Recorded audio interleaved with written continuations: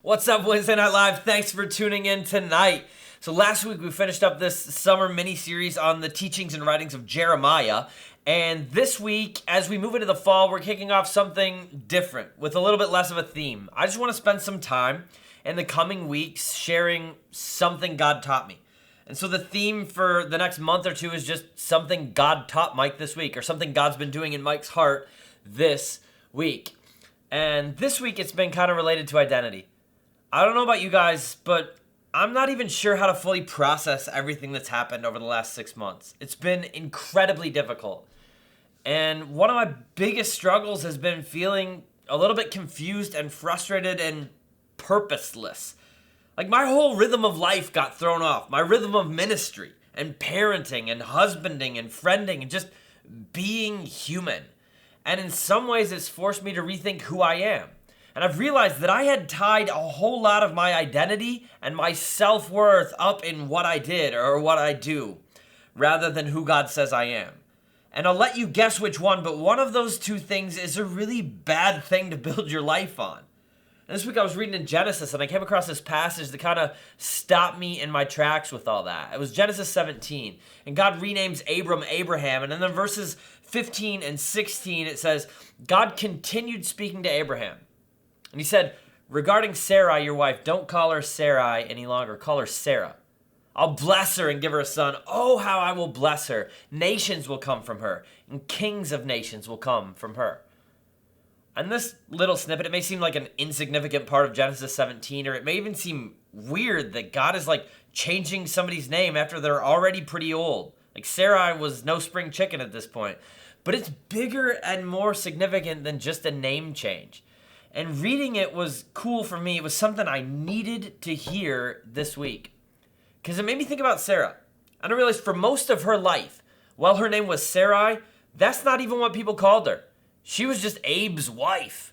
Because her husband was this really famous, really wealthy guy. I started thinking, like, I'm the oldest kid in my family. I have 2 younger sisters and a younger brother. And so I kind of got to do everything first. And by the time any of my younger siblings arrived at a school, I'd already been there for years or already graduated. And so for them, they started off every new journey of their life as Mike's sister or Mike's brother, which I thought was kind of great and perfect. And they thought was super annoying because they had their own names and identities. And here's Abraham. He's this incredibly rich, incredibly well-known dude in a time where women were mostly treated like property. So Sarai was just Abraham's wife. That's all she was for almost her entire life until one day, all that changed. God came along and he gave her a new name, Sarah.